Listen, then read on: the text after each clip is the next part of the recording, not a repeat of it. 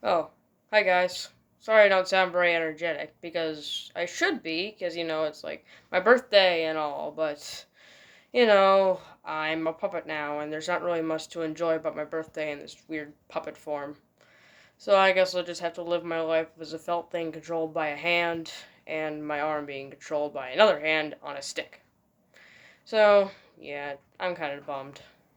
Hey, so I got you this present for your birthday, so hope you like it. Ah! Ugh, ugh, ooh, that's one tough button. Wait a minute. Button! That's the button that can turn me back into 2D.